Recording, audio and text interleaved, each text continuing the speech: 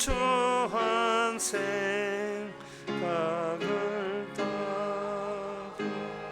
따르니 정결한 마음 내게 널 주소서. 4절 다이 나서 합시다. 이 세상 내가 살 동안에 주께로 날마다 더 가까이 저 배는 천국 나 들어가 한없는 복락을 얻도록 풍성한 은혜를 비나이다.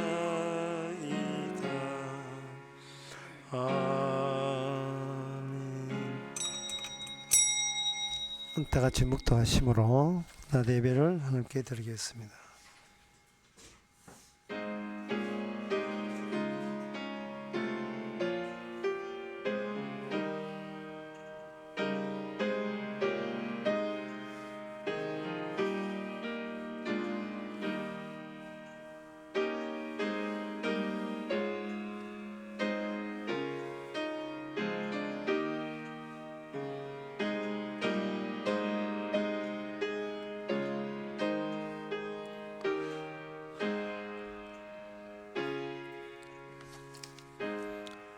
전능하사 천지를 만드신 하나님 아버지를 내가 믿사오며 그의 외아들 우리 주 예수 그리스도를 믿사오니 이는 성령으로 잉태하사 동년 마리아에게 나시고 본디오 빌라도에게 고난을 받아사 십자가에 못 박혀 죽으시고 장사한 지 사흘 만에 죽은 자 가운데서 다시 살아나시며 하늘로서 전능하신 하나님의 피난 자 계시다. 죄로서 산자와 죽은 자를 심판하러 오시리라. 성령을 믿사오며 거룩한 공예와 성도가 서로 통하는 것과 죄를 사하여 주시는 것과 몸 대신 사는 것과 영원히 사는 것을 믿사옵나이다. 아멘. 나의 고난을 보시고 나를 건지소서. 내가 주의 법을 잊지 아니함이니이다. 주는 나의 원함을 펴시고 나를 구속하사 주의 말씀대로 나를 소생케 하소서. 하나님 아버지, 저희들을 소생하는 것은 인간의 노력과 행함이 아니라 주의 말씀뿐이오니 이 시간 말씀이 우리 바깥에서 우리 안쪽으로 들어와서 말씀이 어떻게 우리를 새사 만드는지 깨닫는 귀한 시간 되게 하옵소서. 예수님의 이름으로 기도옵나이다. 아멘. 교동문 3번입니다.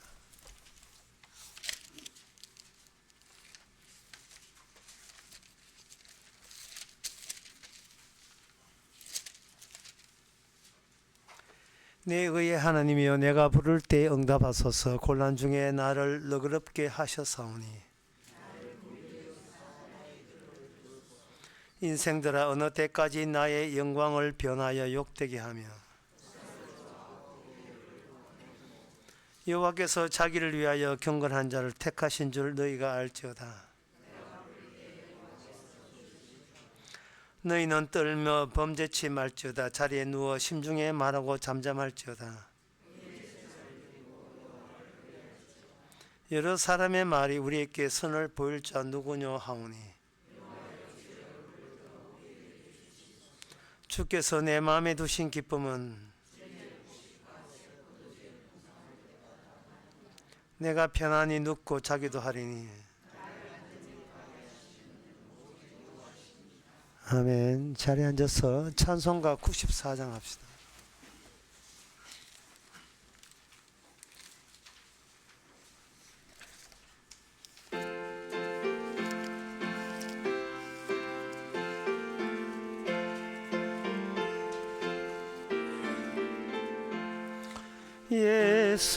예수님은 누구신가? 우는 자의 위로와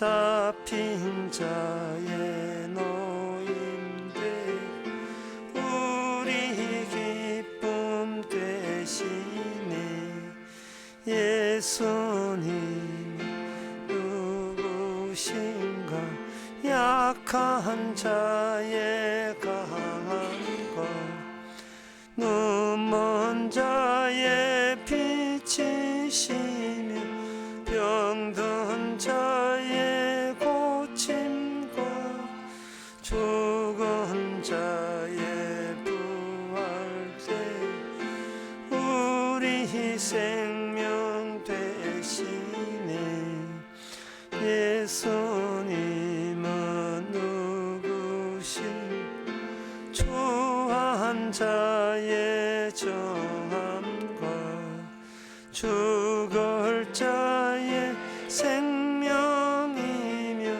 죄인들의 중보와 멸망자의 구원되 우리 평화 되시니 예수님은 누구신 온 교회의 머리와 만국인의 구주시며 모든 왕의 왕이요 심판하실 주님께 우리 영광 되시니.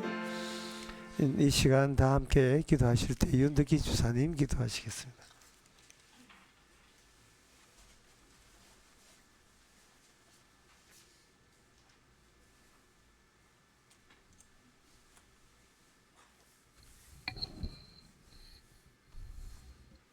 다 함께 기도드리겠습니다. 지금도 살아계셔서 역사하시는 하나님 아버지, 언제나 두렵고 무섭시다는 것을 느끼며 우리를 죽으라고 하시고 결국 죽이시는 하나님 아버지, 목사님 말씀을 통해서 하나님의 아버지의 언약이 3000층을 알게 하시고 새 예루살렘을 알게 하시는 그런 기도가, 체험이 예수님 이름으로 이루어지길 바라옵나이다. 아멘.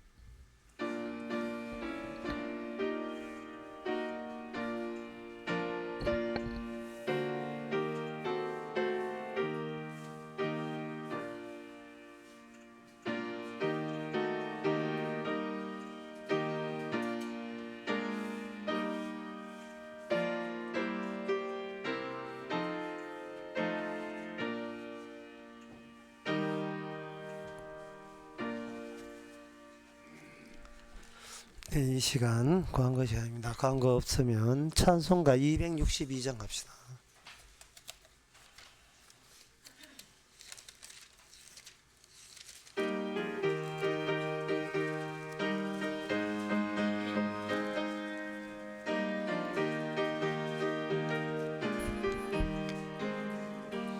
모든 죄악 길에서 목자 없는 양같이 모든 사람 길 찾아 헤맨다.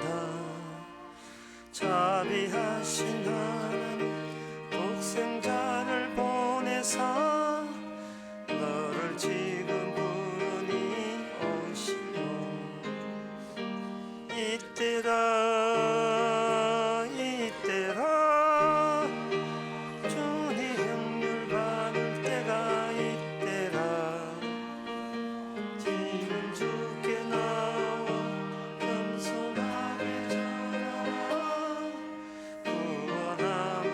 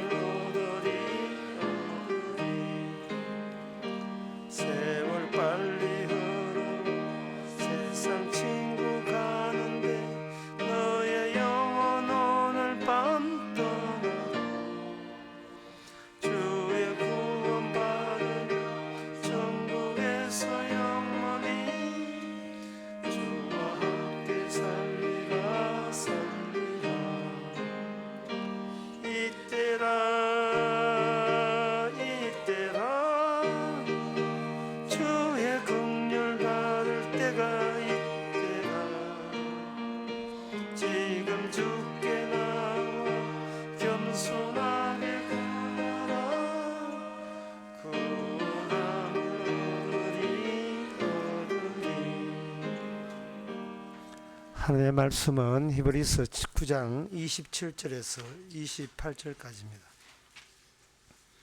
한번 죽는 것은 사람에게 정하신 것이요 그 후에는 심판이 있으리니 이와 같이 그리스도도 많은 사람의 죄를 담당하시려고 단번에 들이신 바 되셨고 구원에 이르게 하기 위해서 죄와 상관없이 자기를 바른 자들에게 두 번째 나타나시리라. 아멘. 한 번 죽는 것은 사람에게 정했다는 것은 창세기 2장 17절에 나오는 말씀에 근거한 겁니다. 선악을 알게 하는 나무 실과는 먹지 말라. 너가 먹던 날에는 정령 죽으리라. 인간을 만들어 놓고 인간 속에 죽음이라는 것을 하나님께서 관련된 죽음과의 연관성을 인간 속에다가 제공되었습니다. 그러니까 인간이라는 것은 왜 만들어졌는가? 인간은 죽음으로써 하나님이 누군가를 알기 위해서, 인간은 죽음으로써 하나님을 알리기 위해서 만들어진 것인 인간이죠. 인간이 있음보다 더 센 게 뭐냐? 죽음이 있다라는 겁니다. 인간이 아무리 하나님 만들어도 죽음한테는 이기지를 못합니다. 정령 죽으리라에 이길 인간은 아무도 없습니다. 그러면 인간 입장에서는 죽을 수밖에 없는 인간을 왜 만들었느냐, 그런 생각을 할 수밖에 없겠죠.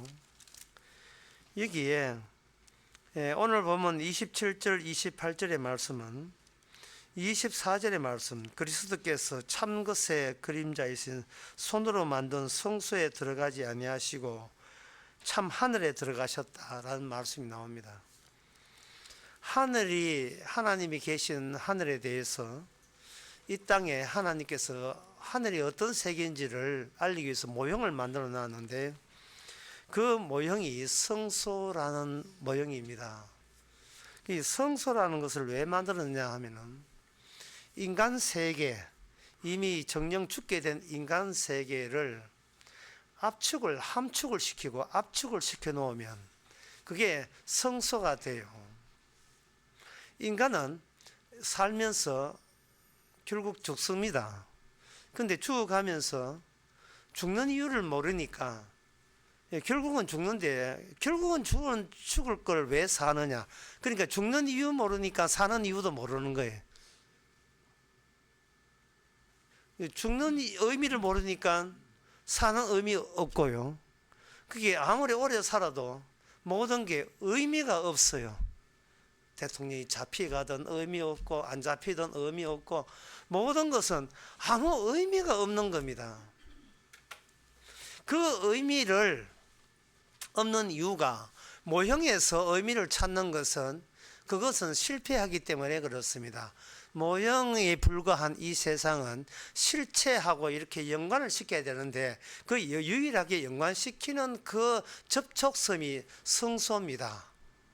그러면 성소는 이 세상의 인간 세계에 함축한 게 성소인데 이 인간이 알고 있는 이 세상은 기껏해서 살았다, 결국은 죽겠지, 죽는 이유 모르겠다, 이게 다예요.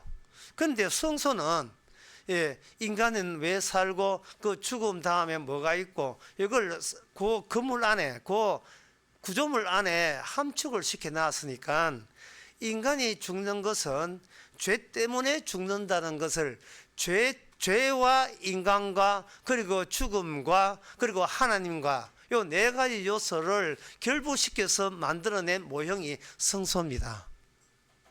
그래서 오늘 보면 27절과 28절은 두 절밖에 안 되지만 거기에 네 가지 다가 나와요. 네 가지 다가. 첫째는 죽는다는 거, 27절. 그 다음에 하나님이 심판한다는 거. 죽는 이유는 심판하기 때문에 죽는다.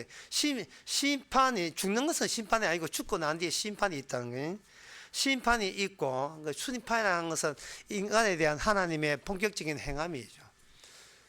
인간이 숨이 끊어지는 것은 그건 아무것도 아니고, 예, 진짜 본격적인 것은 숨이 끊어지고 난 뒤에 하나님이 인간에게 행하신 그 행위가 있는데 그게 바로 심판입니다.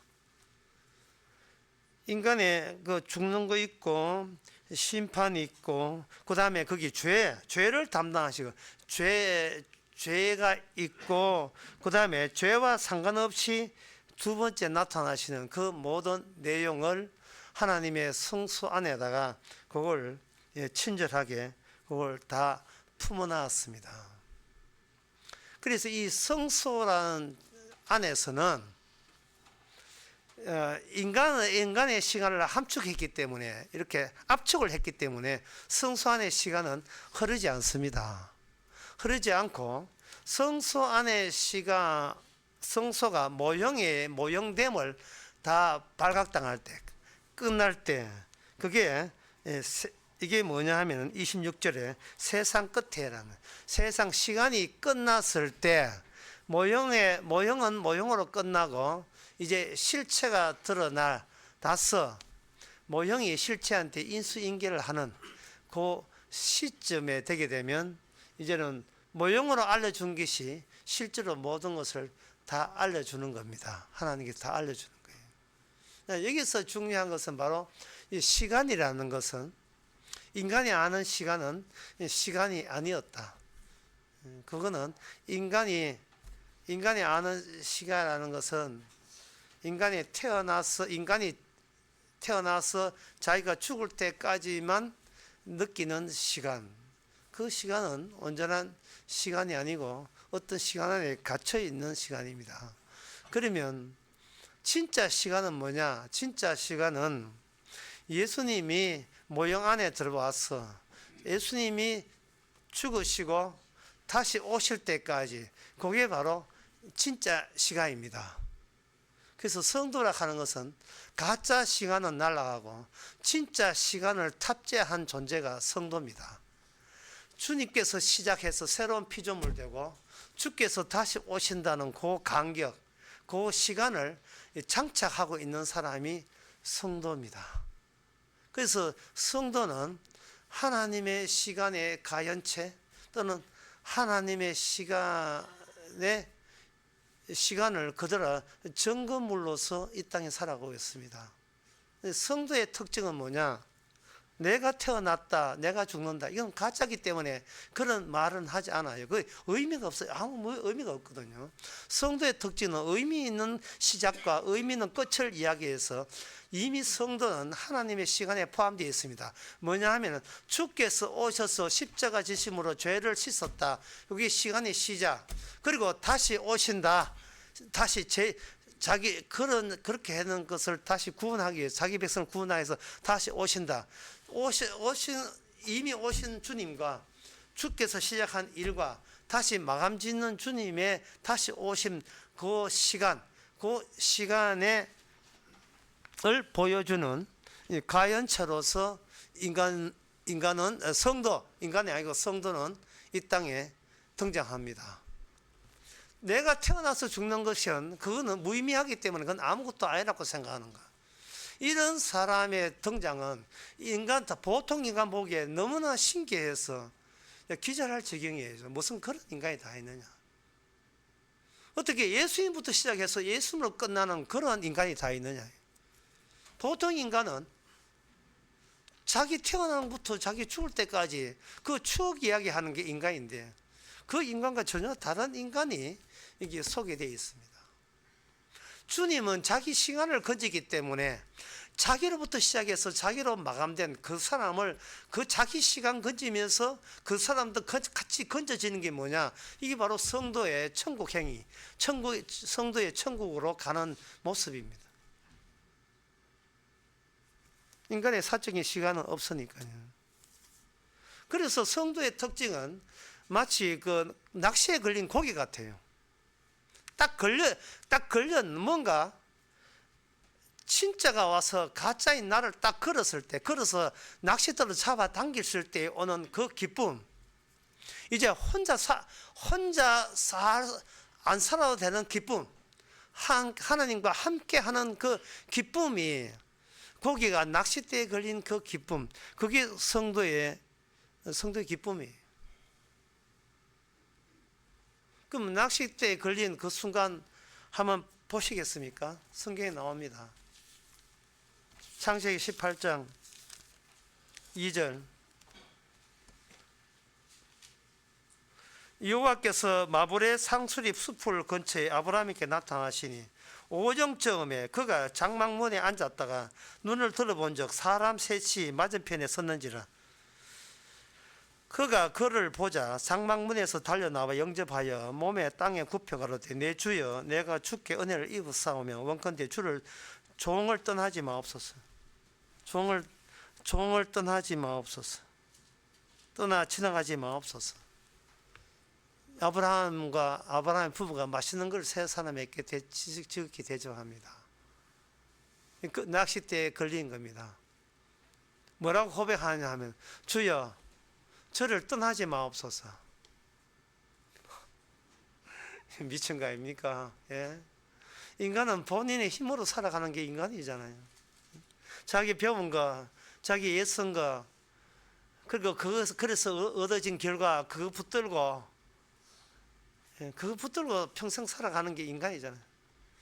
우리가 아는 인간은 이렇게 천사 만난 인간이 아니고 그냥 혼자서 하는 인간이에요. 저는 가끔 생각합니다. 인간은 무슨 재미로 사는지, 인간은 무슨 보람으로 사는지 한번 이렇게 혼자서 생각을 해봐요. 제가 정리한 것은 인간이라 하는 것은 내가 말할 수 있는 대상이 있어서 내가 말할 때마다 잘했다 칭찬해주는 그런 사람을 만나서 살아가는 것. 그게 사는 보람이 아닌가. 저는 그렇게 생각합니다. 물론 꼴보기 서는 사람이 내 칭찬해주는 거 딱 싫고요. 내가 원하는 사람이 옆에 서서 내한테 칭찬해주고, 내가 좋아하는 사람이 내한테 내 말 다 들어주고, 그게 추임새 이어주고, 잘한다, 훌륭하다, 아유 왜 그래 사랑스럽냐, 네 모든 거 다 도와줄게. 이게 세상 사는 보람 아닙니까? 제가 평생 살아가면서 사는 보람은, 그런데 남이 나를 인정해 줄 때 그냥 막 사는 힘이 쑥쑥 나오는 것 같아요. 근데 거기에 가면 기본 바탕에 두 개가 보장돼야 된다. 하나는 첫째는 건강해야 되고요. 독감 걸리면 안 되고, 건강해야 하고, 말소리 안 나고 이러면 안 되고, 또 두 번째는 뭐냐 하면은 내가 죽을 때까지 설 수 있는 돈이 있어줘야 돼. 자, 그러면 그 세 가지를 합해 봅시다. 일단 몸 건강하고, 그 다음에 두 번째 돈이, 내가 죽을 때까지 설 수 있는 돈이 있는 건 기본으로 깔리고, 정말 그 본 내용을 찾아하는 것은 내 옆에 서서 훌륭하다, 사랑스럽다, 존경하다, 이쁘다, 대단합니다. 예. 당신이 무슨 이야기든 내가 다 들어줄게. 2시간, 3시간, 하루 20시간 내가 다 들어줄게. 송송송송이 다 들어줘가지고 당신 외롭지 않게 해줄게. 이걸 이제 세 가지로 이렇게 저는 정리해 봤는데, 이걸 5가지로 늘린 사람이 있어요. 마슬로라는 유명한 미국의 심리학자가 이야기한 건데, 이제 제 이야기 들었으니까 그 사람 마슬로의 이야기를 한번 들어보세요. 인간은 욕구로 사는데 인간의 욕구는 5단계가 있다는 겁니다. 첫 번째 욕구는 뭐냐? 생리적 욕구. 기본적인 거, 먹을 거, 입을 거, 마실 거 있는 생리적인 욕구를 원하고, 이 짐승들이 원하는 거죠. 두 번째는 안전에 대한 욕구.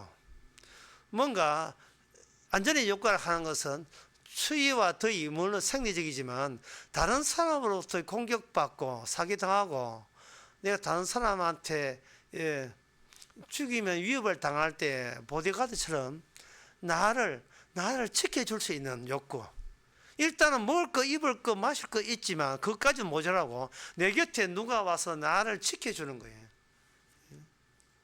웬다이아 욕구, 보디가드 욕구. 보디가드처럼 나를 지켜주는 욕구. 그게 이제 2개가 단계가 되면 세 번째 단계가 뭐냐? 소속감과 예, 소속감과 그다음에 애정의 욕구. 소속감과 애정의 욕구. 이게 뭐냐 하면은 정신적인 안정감을 말하는데 나는 어디에 소속되어 있다. 어느 직장이다. 어느 나라에 산다. 나는 우리 집안은 이런 집안이다. 예, 우리 아버지 이런 분이고 우리 엄마는 이런 분이고 우리 자식은 이렇게 공부 잘한다는 어떤 가정이라는 소속에서 오는 따뜻한 그 애정 같은 부부라도 남보듯이 하지 않고 따뜻한 늘 이 결속되어 있는 거. 내가 어디에 가도 잘 있느냐고 안부 전화할 수 있는 거. 아프면 아프냐고 안부 전화할 수 있는 그는 소속감 욕구. 예, 여기 세 번째입니다. 벌써 세 번째 가면 첫째, 둘째 다 잊어버렸죠.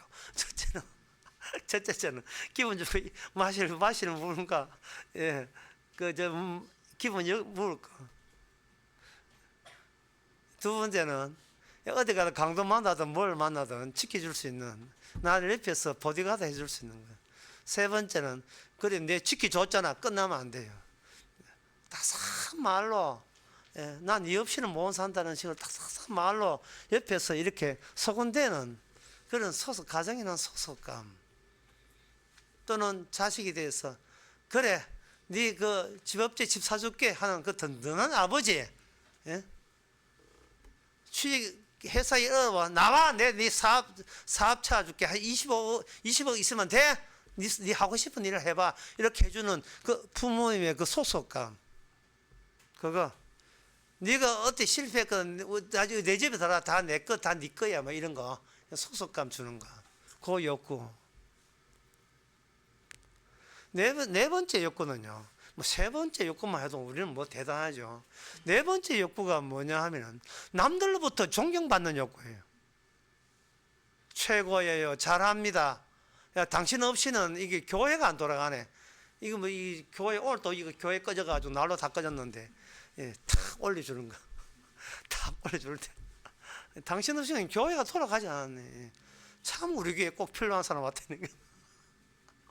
이러한 욕구, 내가 못하는 걸 다 해주는 스파이더맨 같은, 스파이더맨 맞아요. 하여튼 슈퍼맨 같은 든든한 사람이 옆에 곁에 있는 거. 욕구. 스스로 내가 남들 앞에 인정받고 존경받는 욕구. 어지간한 사람 없어도 네 없이는 절대로 안 된다는 거야. 꼭 당신은 우리한테 필요한 존재입니다. 라는 그러한 이야기를 듣는 욕구. 아직 하나 남았습니다. 좀 기다려보세요.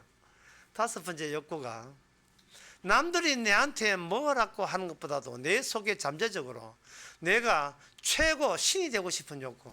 이것이 마슬로의 욕구설입니다. 자, 이러한 인간은 욕구 없이 못 사는데 이러한 욕구를 가진 인간, 이 마슬로는 모든 인간은 이 욕구 없이 못 산다는 거예요. 마치 우리 입안에 있는 치아처럼 이게 꽉 박혀서 어떤 경우라도 이 욕구가 바뀌지 않는다는 거예요. 욕구가 빠지거나 욕구가 빠지는 범위 없대요. 그렇다면 이 욕구를 가지고 교회에 나와서 하나님을 믿는다고 생각해 봅시다. 그럴 경우에 그 사람은 성경을 어떤 식으로 해석할 거겠습니까? 그거 생각해 봤어요? 이런 다섯 가지 욕구에 대해서 우리는 오케이 동의합니다. 마치 그 욕구가 이빨처럼 내한테 박혀 있습니다. 그런데 이빨처럼 박혀 있는 내가 이 교회에 나왔습니다. 이 교회에서 하나님의 말씀을 듣습니다. 그러면 그 욕구가 빠집니까? 아니면 욕구가 그대로 있는 채로 하나님의 말씀을 듣는 거예요? 이 욕구가 있는 채 하나님의 말씀 들으면 이거는 100% 이건 가짜잖아요. 그 가짜 어떻게 처리할 건데요? 성경은 텍사스 전기톱으로 잘라버려요. 이렇게 그 어떤 나무가 있는데 어떤 나무 하나님이 키우는 나무가 있는데 옆에 나무가 설거설거 뿌리를 넣혀서 여째 하나님이 지키고자 하는 진짜 새로운 피조물 지키고 하는데 뿌리가 있다. 텍사스 전기톱 가지고 어떻게 하겠어요? 그거 잘라 옆에 있는 가지를 잘라내야 될 거 아니겠습니까? 사정없이 잘라내죠.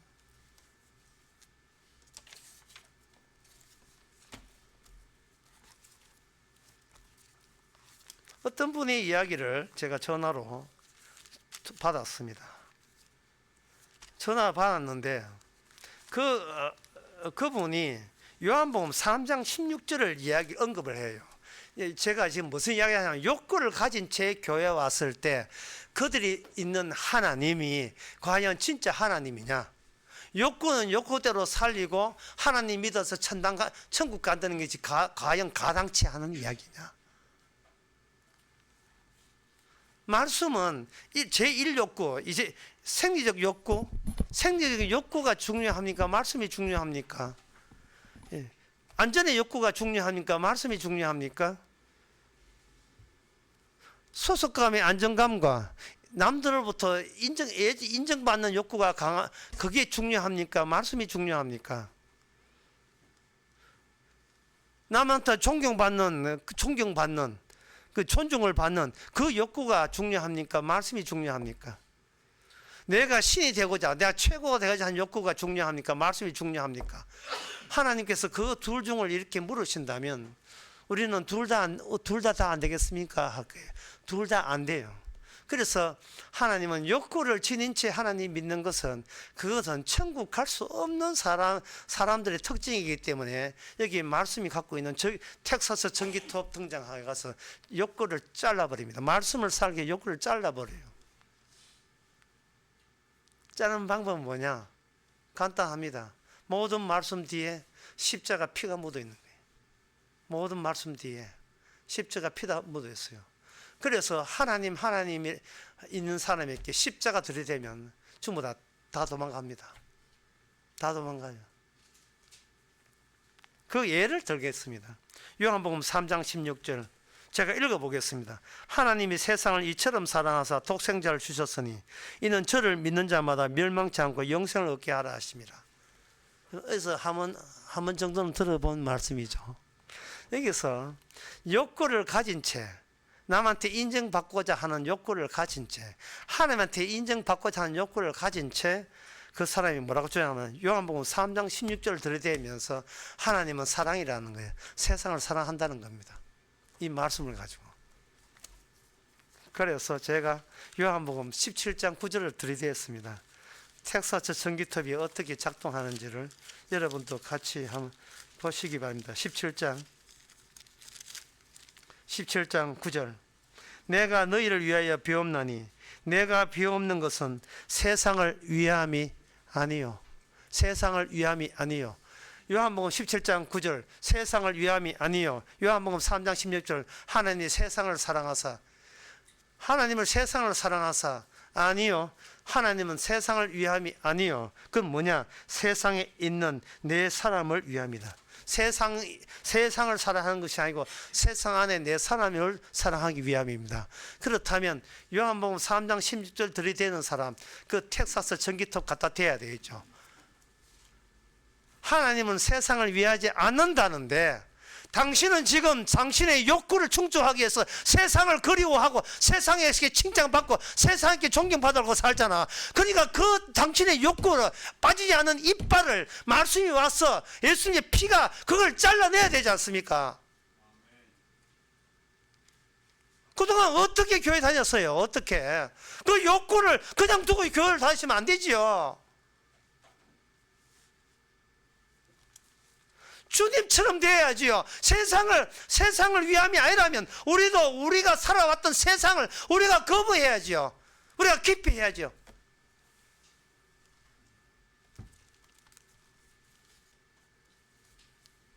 그 사람이 또 이야기합니다.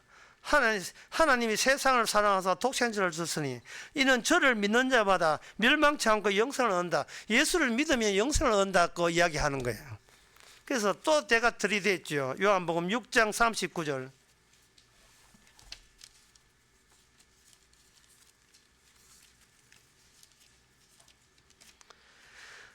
나를 보내신 예수님 말씀입니다. 아버지께서 나를 보내신 이유는 내 뜻을 행하려 함이 아니요 아버지의 뜻을 행하는 함인데 아버지의 뜻은 뭐냐? 나를 보내신 이의 뜻은 내게 주신 자 중에 내가 하나도 잃어버리지 않고 마지막 날에 다시 살리는 이것이니라. 요한복음 6장 39절에서 믿음의 주인공 주체, 믿음의 시작점은 우리가 아니고 예수님이에요. 그런데 요한복음 3장 16절 들이대는 사람은 누가 믿음의 주인공이냐 하면 내가 하나님을 믿는다는 게 내가. 그러니까 이거는 전기톱 가지고 잘라내야 될 거 아니겠습니까? 하나님은 사랑이시고 그 사랑은 하나님은 내가 믿으면 우리는 영생을 얻는다는 거예요. 아니에요. 아닙니다. 그거 아닙니다. 그거는 세상의 천주교 기독교가 그런 이야기 하는 거예요. 교회 사업하는 사람들이 컨셉으로 그런 이야기 하는 거예요. 아니에요. 그거. 그러면 영생은 뭐냐? 요한복음 40장 6장 40절에 나오죠. 내 아버지의 뜻을 아들을 보고 믿는 자마다 영생을 얻는 이것이니 마지막 날에 내가 다시 살리는 이것이라. 마지막 날에. 인간에게는 마지막 날이라는 것은 인간에게 없어요. 인간은 죽어도요 죽지를 못하게 되어 있어요. 인간에게는 죽음이 없습니다. 죽음의 시작도 안 했어요. 인간에게는 죽음이 있는 게 아니고 멸망이 있죠. 왜냐하면 요한복음 3장이면 멸망치 않고 있으니까. 그 멸망치 않고가 각자한테 해당되는 내용이에요. 멸망치 않고 멸망하는 자를, 하나님은 세상을 사랑한 게 아니고 멸망할 수밖에 없는 인간 중에서 하나님이 스스로 믿음을, 하나님이 예수님이 하신 그것을 일방적으로 제공되는데 그게 바로 믿음이고 그 믿음 안에 영생 들어있다는 이야기입니다. 우리는 멸망할 수밖에 없는 게 아무 의미가 없기 때문에요. 멸망해도 우리가 거기에서 탁달을 내면 안 돼요. 의미 없는 것이 당연히 멸망당해야 마땅한데 거기에서 이익 걸면 안 되죠.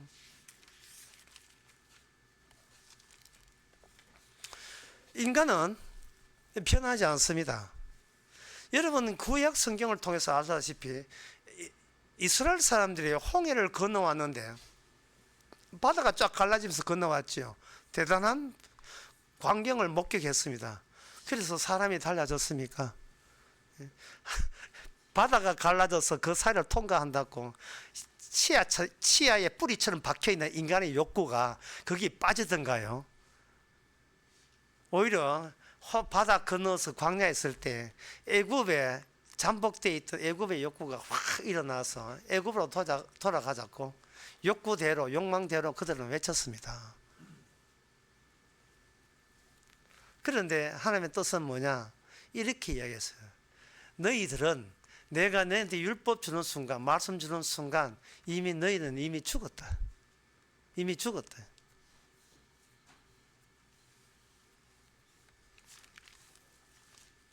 인간은 이미 죽은 존재예요. 인간은 이미 죽은 존재이기 때문에 인간은 사는 세상을 주님께서는 뭐로 보느냐 하면 하나의 거대한 무덤으로 봐요. 그게 요한복음 5장 28절에 나옵니다. 무덤 속에 있는 자가 그의 음성을 들을 때가 오나니 모든 인간을 하나님께서 일방적으로 다 무덤에 보내버려요. 예. 무덤에다가 모두 몽땅 집어넣어요. 예. 태어났습니까? 그는 무덤에 가셔야 됩니다. 어린애라도 유치원 애라도 무덤에 간 거예요. 이거는 이 코스는 이미 정령 죽으리라에 의해서 이거는 변경되지 않습니다. 그러면 인간이 멸망당한다면 의미가 없는데, 그러면 인간에게 의미가 있으려면 어떻게 하면 되느냐? 의미가 있으려면 의미 있는 죽음과 결합이 되어 있어요. 연결이 되어야 됩니다. 연결. 의미 있는 죽음은 예수님이 십자가의 죽음밖에 없어요. 왜 그러냐 하면 성소 안에서 죽는 죽음이기 때문에. 여기서 성소라는 의미가 또 새롭게 부각되죠. 시내산에서 이스라엘 백성들이 활활 타오르는 한라산, 화산 앞에서 주님의 음성을 들었고 천사가 부는 나팔소리 들었습니다. 그것도 놀라운 광경입니다. 그런데 그들 속에 그 인간이 바뀌었습니까? 인간 마음 속에 있는 욕구가 그걸로 빠졌습니까? 안 빠졌습니다. 그렇게 보고서도 그들은 모세한테 대들던 것이 인간입니다. 그들이 안 바뀌었는데 우리가 바뀐다고요. 사람이 죽는다고 바뀌어요. 인간은 죽은다고 해서 안 바뀝니다. 왜냐하면 인간의 멸망 요소가 인간의 죽었다는 그 내 인식보다 더 기초적으로 깔려있기 때문에 네가 뭘 해도 멸망은 멸망으로 가야 돼요. 멸망으로 가야 될 게 바뀌질 않습니다.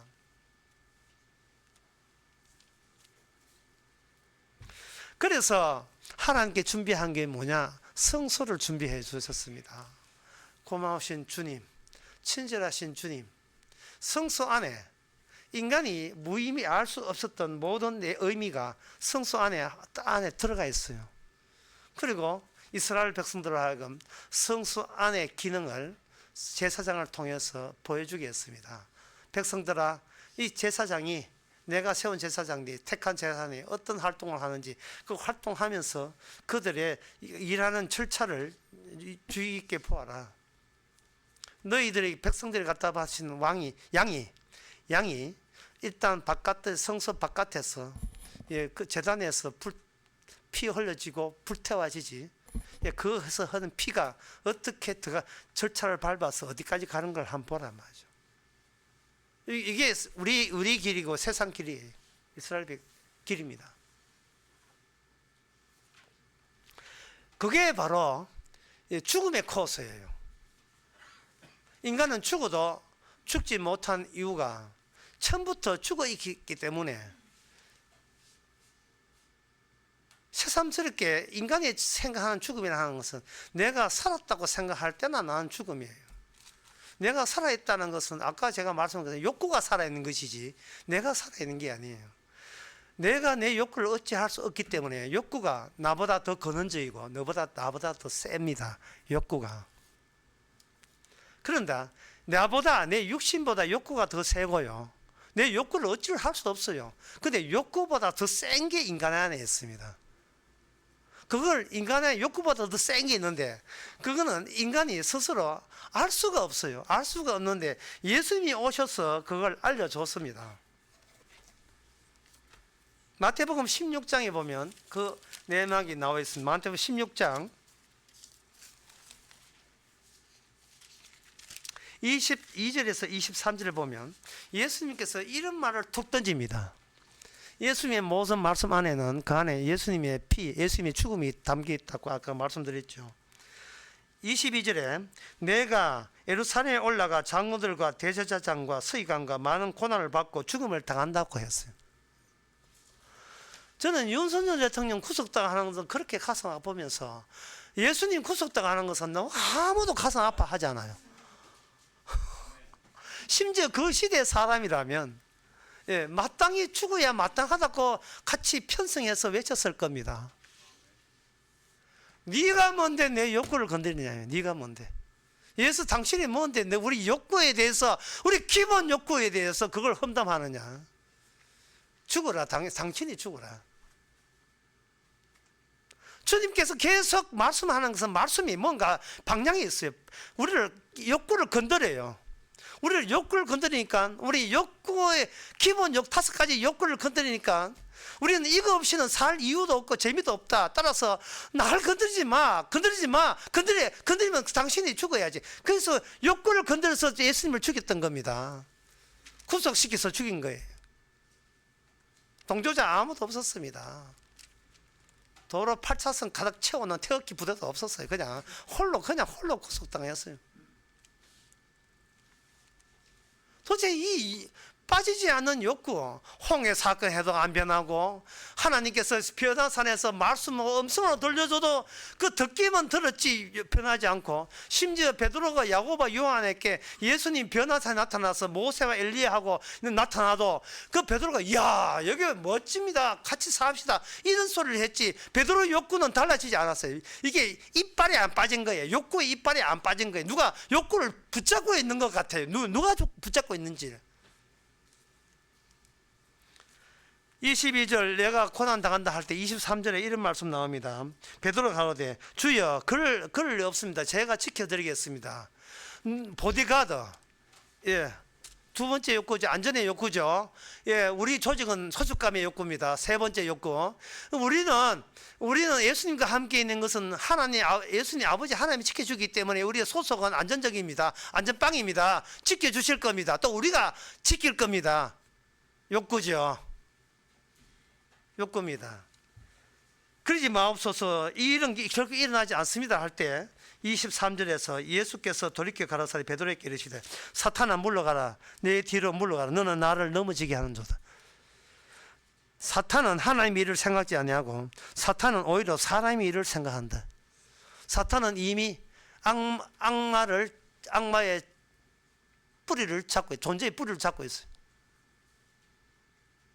사탄에서 백날 발악해봐도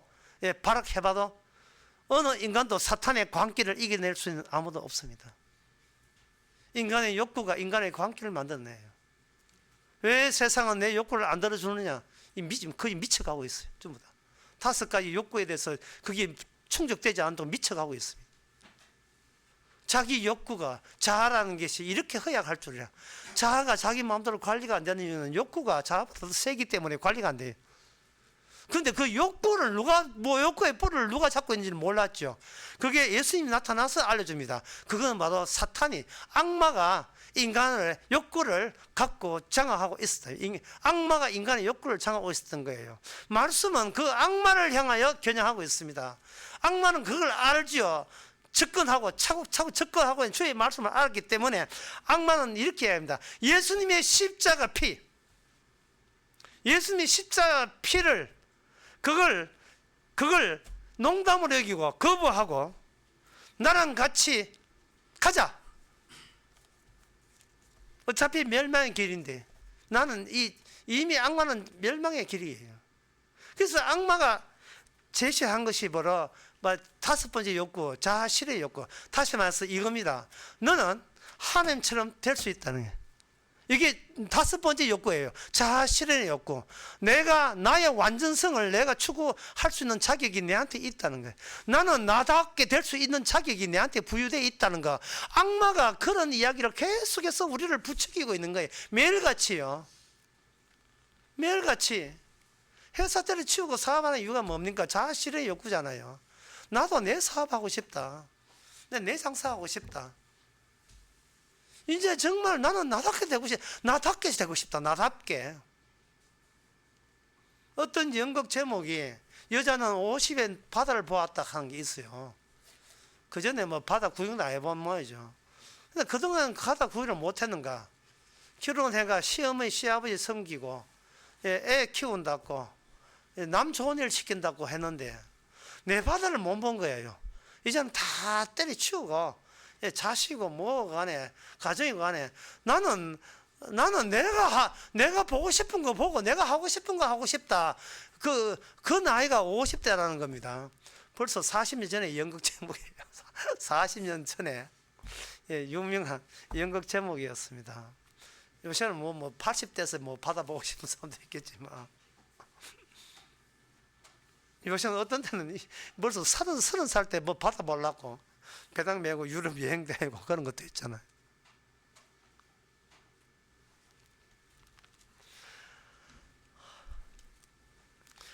인간의 베드로는 그 몰랐던 거예요.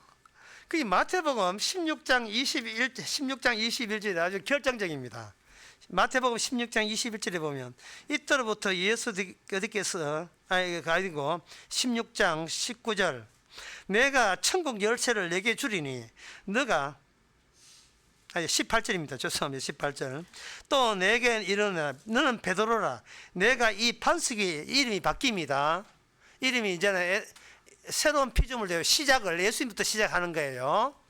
인간의 시간 말고 예수님의 시간, 하늘의 시간이 드디어 베드로에게 스며들기 시작하는 겁니다.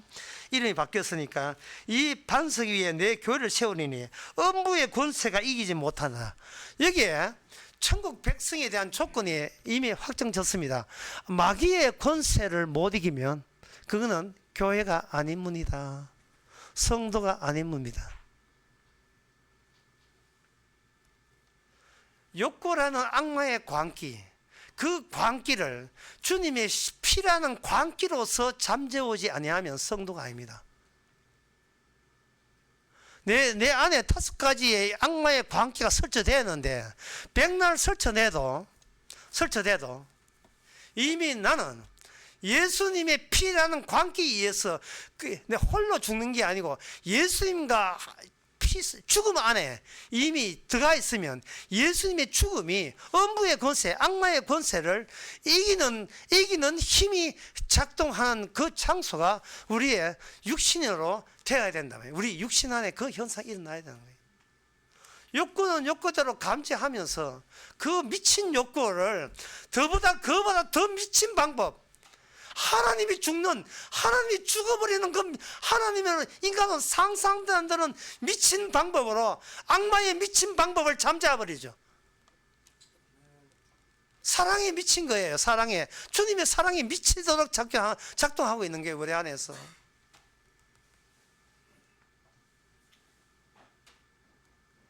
네 그러다 죽어가면 이미 죽었어. 주님과 함께 이미 죽었어. 나의 육신은 살아있더라도 이미 주님의 죽음 안에 같이 죽음이 우리 안에서 작용하고 있는 겁니다. 이걸 이러지 않으면 그건 교회가 아니라는 거예요. 그러니까 천주교, 성공회, 개신교 전부 다 이거는 뭐냐, 인간의 시간들로 역사를 가지고 그걸 실체로 보잖아요. 천주교, 성경회, 모든 개신교 교파도 마찬가지고. 제가 이번 수련회 강의를 들어보신 분은 알겠습니다만 이런 이야기 했어요. 총신의 도서관에 하면 도서관에 15만 권의 책이 있다. 그런데 그 가치는 뭐냐, 1kg에 50원 하는 폐지다. 그 나이 많은 사람 리아끌 끌고 폐지 추집하잖아요. 그 전부 다 폐지들이에요. 다 쓰레기들입니다. 그런데 우리가 말씀을 알려면 그 쓰레기들이 어떤 내용인지 다 알아야 돼요. 그거 아는 거 어렵지 않아요. 뭐냐, 내 욕구는 욕구대로 인정받으면서 하나님 믿어서 천국 가려는 마귀적 욕구, 그 마귀적 욕구가 쓰여진 것이 15만 권의 책입니다. 그거 공부하고 나온 사람들이 목사들입니다. 그래서 세운 게 교회고요. 같은 욕구로서 천국 가고 싶어서 천국 가고 싶은 욕망으로 나온 사람들이 교회고, 그냥 그 목사의 그 교인, 마귀가 얼마나 호탕하게 웃겠습니까? 또 성공했다. 우리 주님은 십자가입니다. 텍사스 전기톱이에요. 잘라버립니다. 욕구를 잘라버려요. 살고 자랐고, 너는 죽음이 모르는 이상에서는 사는 것도 없어요. 그냥 멸망의 형태를 보일 뿐이지 산다는 것은 인간에게 해당되지 않습니다. 자, 이제 도대체 이 성소 안에서 무슨 일이 있기에 이미 일방적으로 죽은 우리가 사느냐. 성소 안에서는 인간 세계를 함축을 시켰기 때문에 그 어린 양으로 대변되는 그 인간은 이미 성소 뜰 재단에서부터 이미 죽어나갑니다. 죽어나가는데 놀라운 것과 고마운 것은 내가 죽는 게 아니고 하나님이 나를 죽인다는 거예요. 세상에 이럴 고마울 때가 어디 있습니까? 그게 바로 낚싯대에 걸린 고기 모습 아닙니까? 이미 하나님의 죽음에 의해서 이미 같이 죽었다는 거, 하나님이 죽었고 그 죽음으로 우리를 죽여주신다는 거, 이것보다 더 큰 복이 어디 있습니까? 구약 루키 1장 17절에 이런 말씀 나옵니다. 어머니께서 죽으시는 곳에 나도 죽어 거기서 장사될 것입니다. 이방 여인, 필리핀 여자 보면 되죠. 이방 여인, 이민족 모함 여인의 며느리의 소원이 뭐냐? 우리 시어머니 죽는 곳에 같이 죽게 해주세요. 같이 죽게 해주세요. 하나님이 그 이제 이스라엘 하나님 여호와 하나님이 그냥 너희들 민족 믿는 그냥 우리 민족 믿는 모압 시인과 똑같은 줄 알았는데 그 이스라엘 하나님이 자기 백성을 자기 약속의 땅을 버린 자기 백성을 그 남자들을 모조리 처단하고 죽이는 거 보니까 진짜 이 세상에 유일하게 살아서 활동하는 하나님은 자기 언약 위반했다고 죽여버리는 그 하나님만이 살아있음을 알고 그 하나님 앞에 나도 죽어 나도 같이 죽임을 당하게 하옵소서. 이게 바로 이방 여인 며느리의 소원이었습니다. 하나님의 전기톱에 나도 모가지 날아가게 하옵소서. 그게 구원이에요. 그게 영생이고 그게 말씀 안에 들어있는 힘입니다. 힘이에요. 한 번 죽는 것은 정하신 것이고 인간은 뭐 늙어 죽는 줄 알고 있어요. 아니에요. 인간 한 번 정한 건 정했다 하면 죽었다는 말은 예수님만이 경험하는 죽음이에요. 모든 인간은 멸망이지 죽음이 아닙니다. 다 같이 멸망하고 있어요. 죽어도 죽는 게 뭔지를 몰라요. 제가 살아도 의미를 모르기 때문에.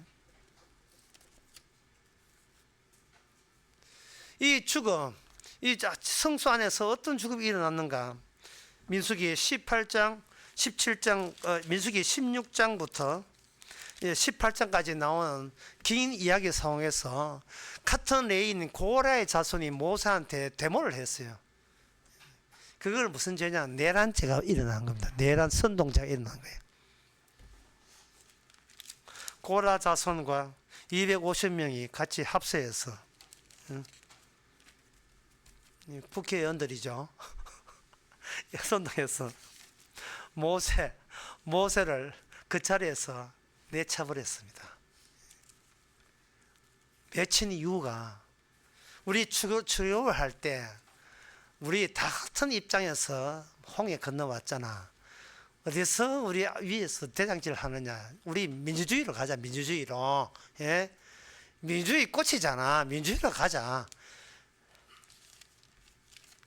고라 자손은 인간 대 인간으로 본 겁니다. 니도 인간이고 나도 인간이다 본 거예요. 모세 뒤에 모세가 하나님이 낚싯대에 걸린 고기인 줄 모르고 지하고 똑같은 인간인 줄 알았습니다.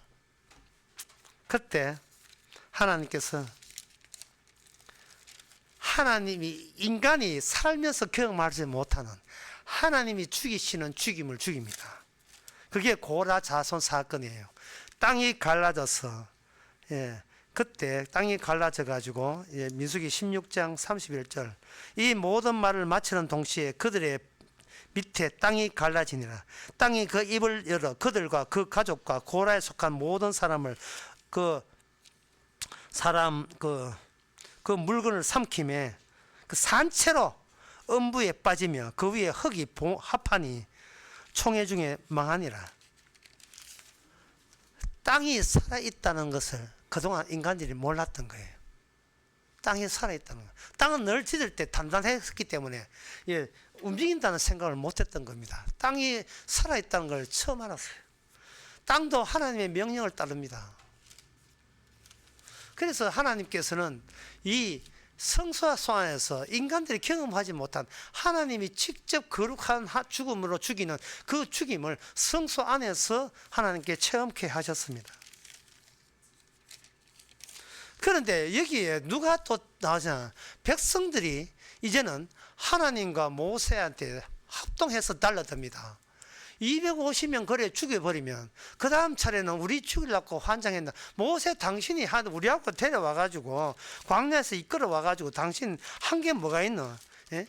결국 하나님 소개하는데 그 하나님이 우리를 죽이는 하나님이잖아. 우리를 살리는 하나님이 아니었잖아. 왜 그러한 무시무시한 하나님을 왜 우리한테 같이 대동시키고 동행시키느냐 하고 백성들이 이제는 모세에게 또 달려듭니다.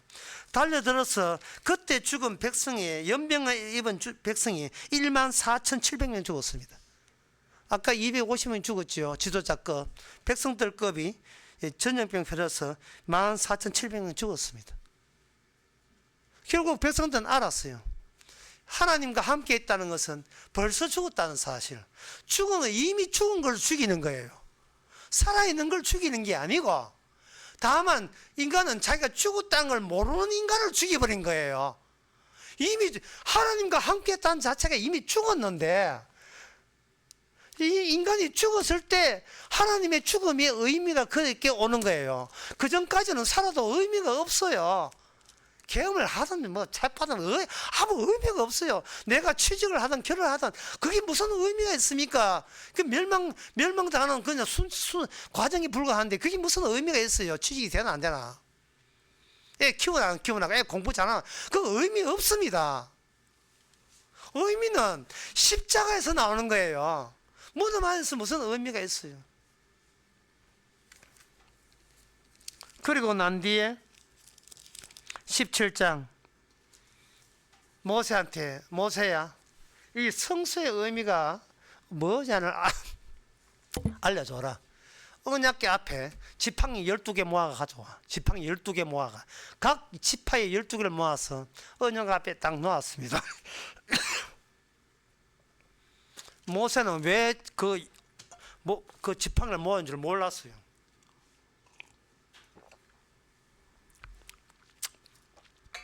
그런데 이튿날에 8절 17장 8절 이튿날에 다른 지팡이는 그냥 지팡이일 뿐이 그냥 죽은 지팡이인데 아론의 지팡이에서 우미 돋고 숨이 나서 꽃이 피어서 살구 열매가 맺었습니다. 생명이었습니다. 아, 하나님이 죽여주는 죽음 안에서만 영생이 있구나. 영생은 내가 살았다 하는 인간에게는 영생을 주지는 않는구나. 주님의 피, 죽음의 십자가 피, 그 안에 벌써 그 안에 들어가야 비로소 그 안에 주께서 예상 밖에 주신 생명이 거기서 기다리고 있는 거예요.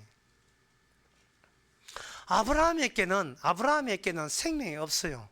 그런데 천사 3명이 아브라함에게 찾아와서 걸려드니까 아브라함에는 생명이 없는데 아브라함에는 생명이 있어요. 그런데 아브라함 시절에는 아브라함이 없습니다. 하나님께서는 아무 의미 없는 아브라함을 의미 있는, 언약적 의미 있는 아브라함으로 새로운 피조를 만들기 위해서 천사 3명이 와서 아브라함과 피언약을 할례라는 피언약을 계약을 맺은 겁니다. 그것이 다 모형이거든요.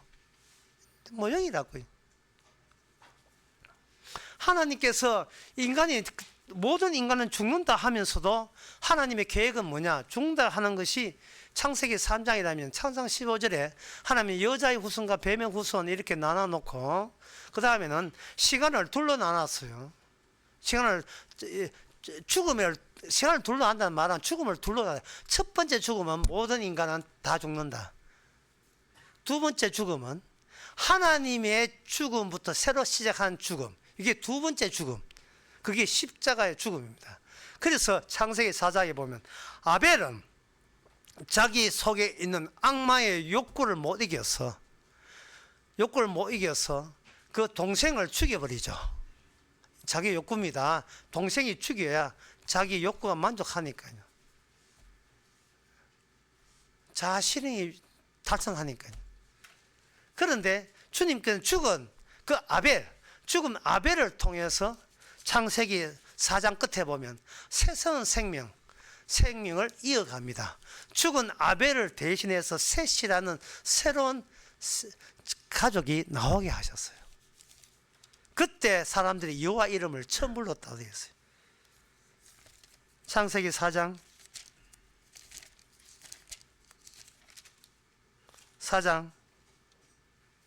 25절 아담이 다시 아내와 동침하며 그가 아들을 낳아 그 이름을 셋을 하였으니 이는 하나님이 가인이 죽인 아벨 대신에 다른 씨를 주셨다.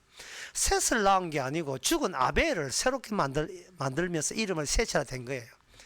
아벨은 아담과 하와의 자식입니다. 근데 그 자식이 죽었어요. 그런데 가인 죽고 난 뒤에는 다른 대신한 씨가 없는데 아벨은 죽고 난 뒤에 셋이라는 이름에 죽은 아벨을 대신해서 생명을 부여하는 새로운 이름이 셋입니다. 그게 바로 주께서 두 번째라는 의미예요. 두 개의 죽음을 맞이하게. 기존의 인간이 죽으면 그만인 죽음 말고 죽었다가 다시 살아난 그 죽음이 찾아올 때 음부의 권세, 악마의 권세를 이기는 생명으로서 우리에게 일찍 찾아오신 거예요. 성령을 통해서 찾아오신 거예요.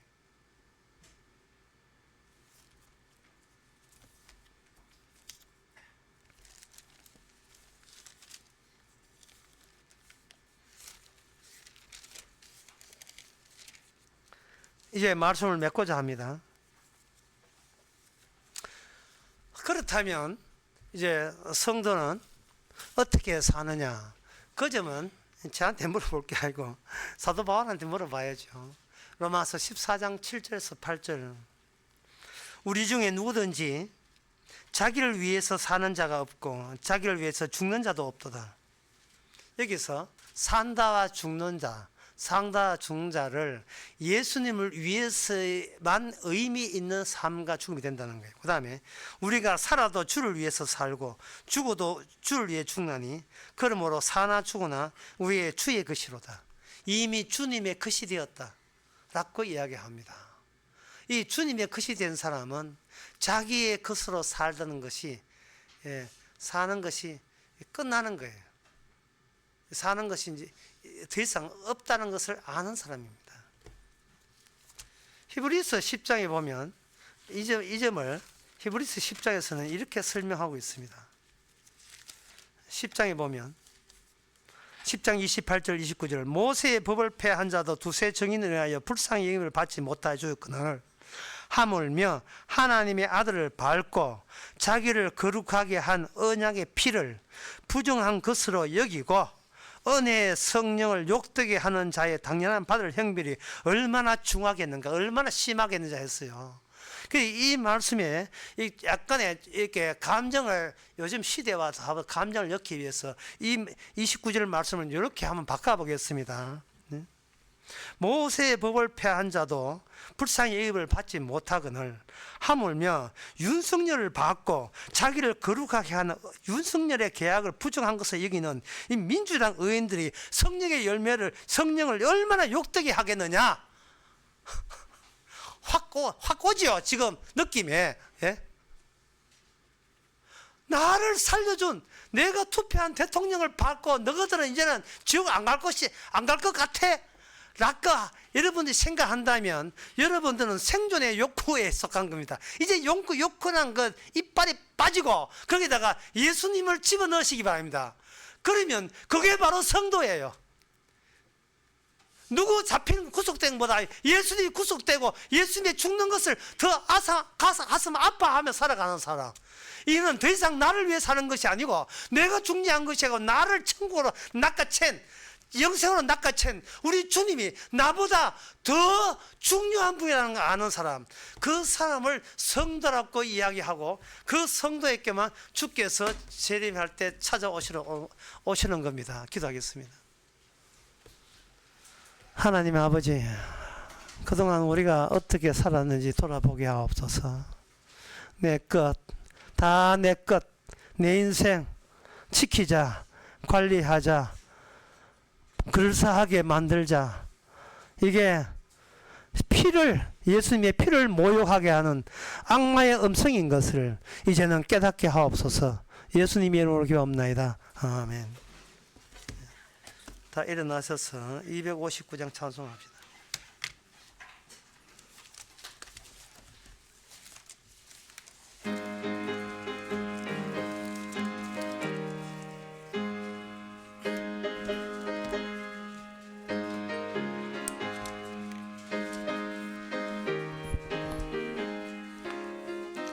빛의 사자들이여 어서 가서 어둠을 물리치고 주의 진리 모르는 백성에게 복음의 빛 비춰라.